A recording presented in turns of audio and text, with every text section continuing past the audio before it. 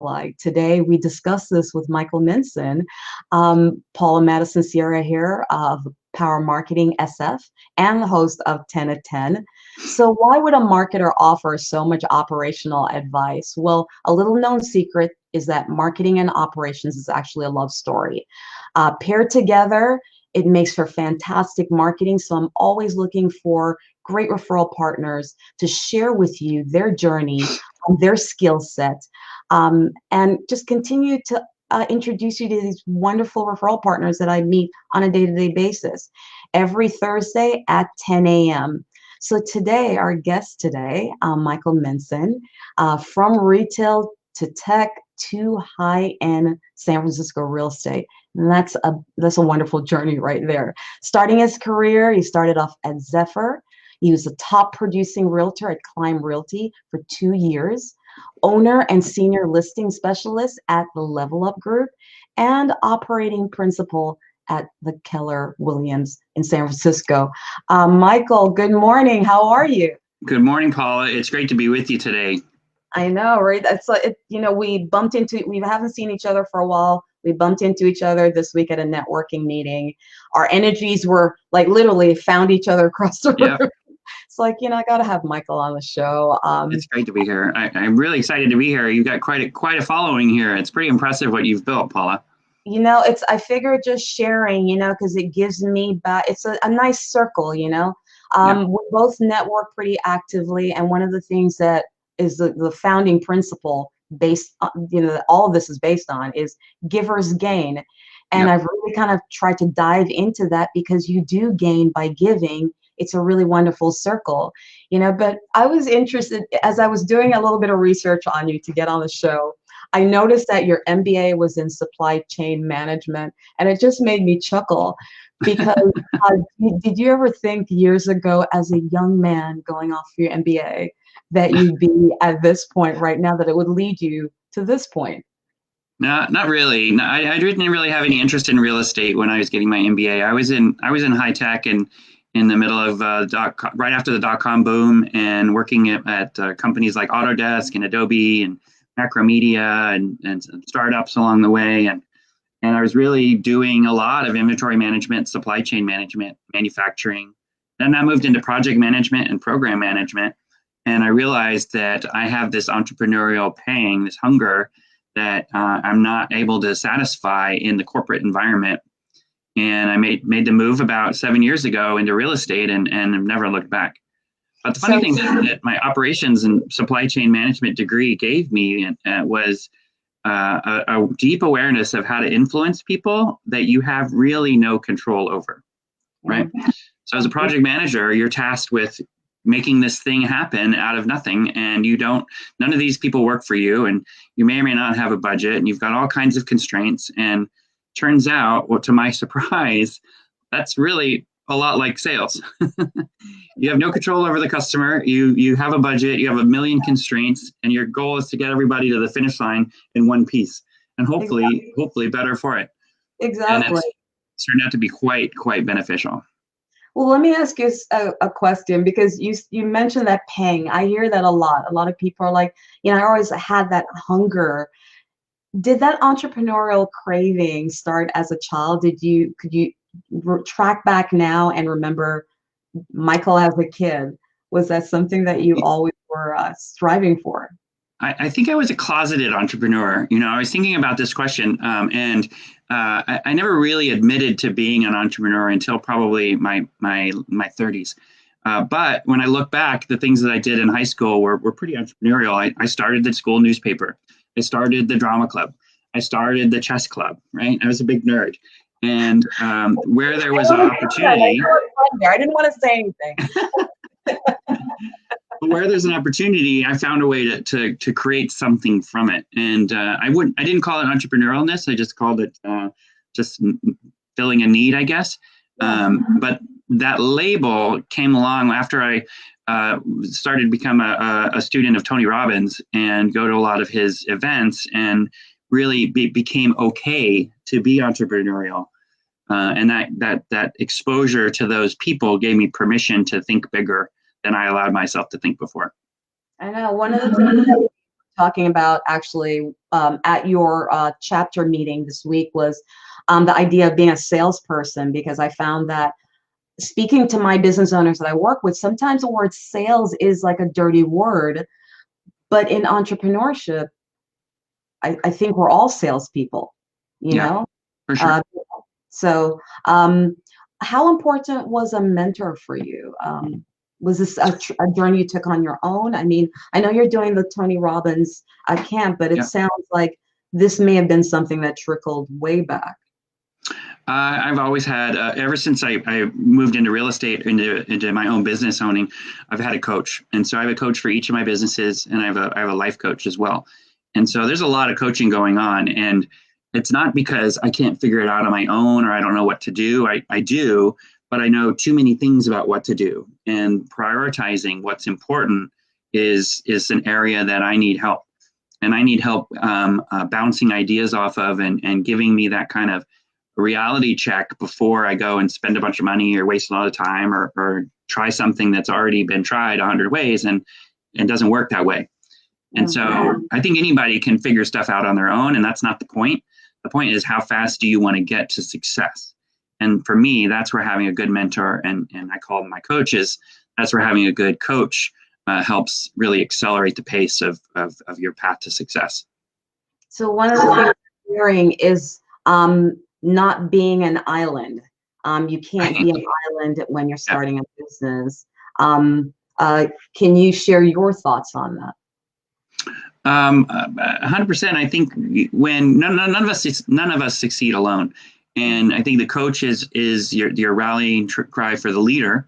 But then you've also got to have good people on your team, and whether you're paying them directly or they're part of your vendor network or your partner network, I think it's super important that you take good care of the people that are with you and that are in the fight together, because whether you recognize it or not, your clients associate your vendors and your partners with you, and who you surround yourself with matters. And so during this COVID crisis, we have a biweekly conference call or video call with all of our vendors to make sure they're doing okay, and that our painters okay, and our stagers are okay, and our photographers are okay, and help them see what we're seeing in business so that they can plan their businesses accordingly, because we're all an interdependent ecosystem here, and it's super important.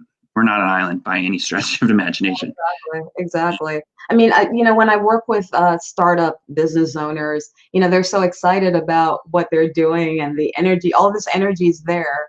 And sometimes I do have to remind them. So it's nice just kind of, getting that message through to them from someone like you. It's like, no, you can't be an island. That's not how it works, What do you think of the thought of funding your weakness? Funny weakness. I think it's really, really important that you understand what's important, and that you double down on investing in those things, right? So for me, as a real estate agent, negotiating skills, prospecting skills, tools to help connect with clients and help them win and succeed and reach their goals. Those are the things that are my biggest value add as a real estate agent. And so we spend a lot of money and a lot of time on investing in those kinds of things. Everything else is outsourced. So if I'm not wooing a client, closing a client, or negotiating a deal, I have to really question if I'm using my time to the highest and best use. So I have a bookkeeper that does that. I have a marketing partner that does that. I have a web designer that does that, because I find that stuff to be fun, except the books part. I find that stuff to be fun and interesting, but it's not what is going to get me to my highest and best use. So this is not a good place for ego then. No, ego is the worst place. I mean, a lot of us get into business because of our ego. And if we're not careful, it's going to be the thing that gets us out of business as well.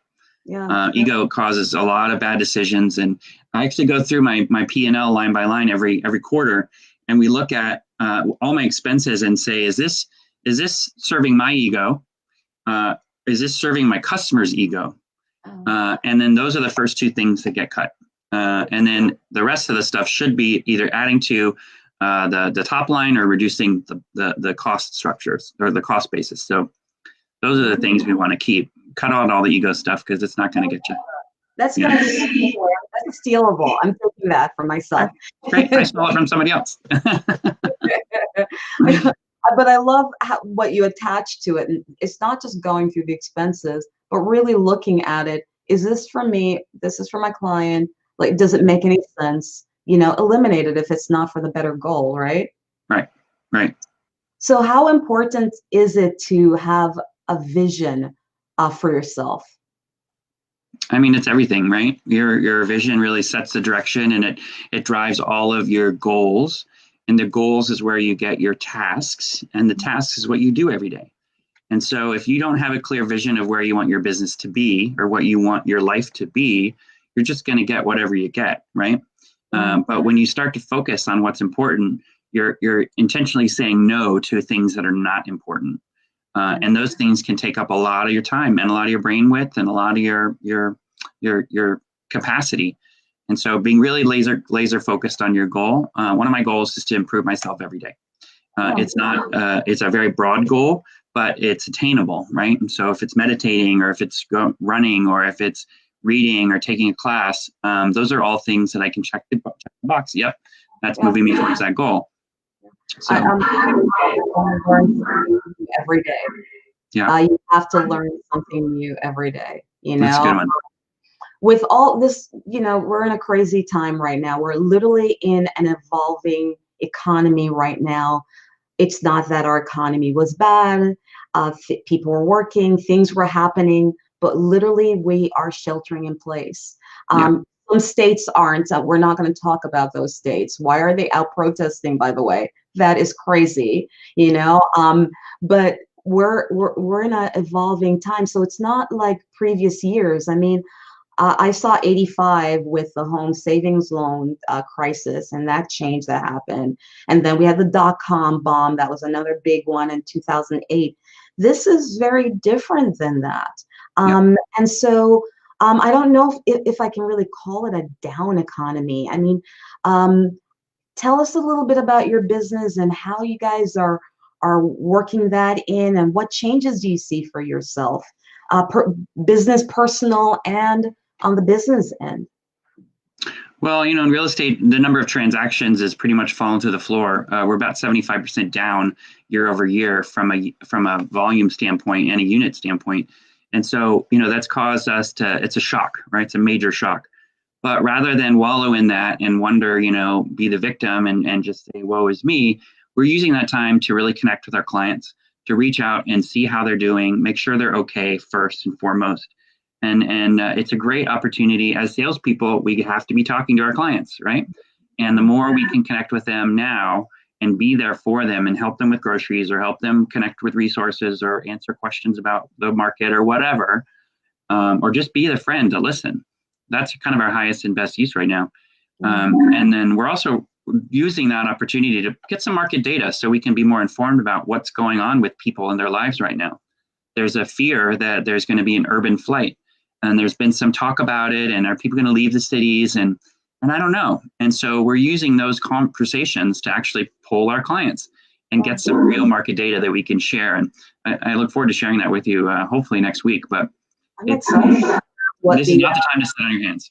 Yeah, I'm kind of excited to hear what the outcome on that is. I mean, in my thought, because San Francisco is a smaller city, it might not be as affected, but who knows? I mean, it's literally every day is an evolving situation, right? So and it depends on how long this lasts too. If it's over in 2 months, probably not a major thing. But if it becomes the new norm, like condoms with safe sex, or a sneeze guard at a salad bar, those are small things, but they're permanent, right? And if this becomes a permanent change, how will that impact people? Oh, no, completely. I mean, some of the changes that we've already made, I don't think we can go back from it. I mean, little things like the guards now at supermarket, at the cash registers.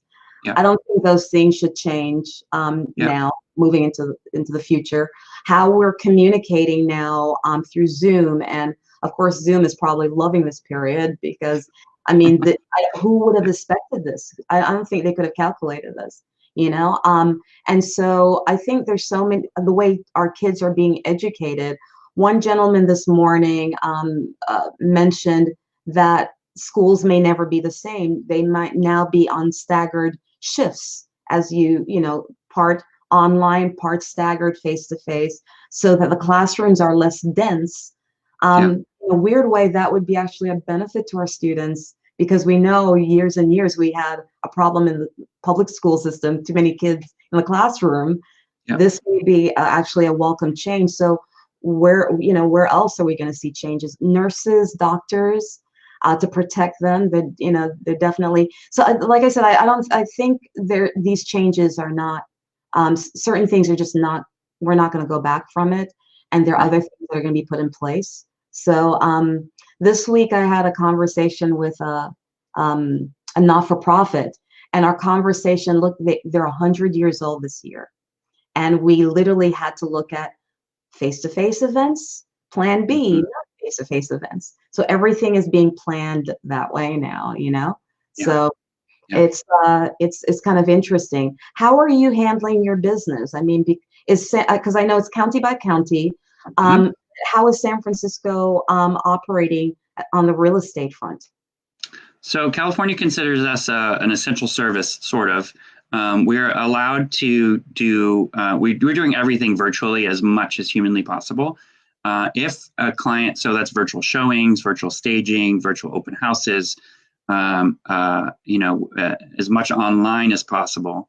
But if a client really has gone through all that and they really want to see a property and it's vacant, then we can do a showing for two people from the same household. And as the agent is allowed to be in there as a policy for my team, we're encouraging the agent to sit in the car, do a FaceTime walkthrough with the client while they're walking through the property, go back through it, wipe everything down again, and then lock up, and then continue the conversation on FaceTime or whatever. So it minimizes contact as much as possible.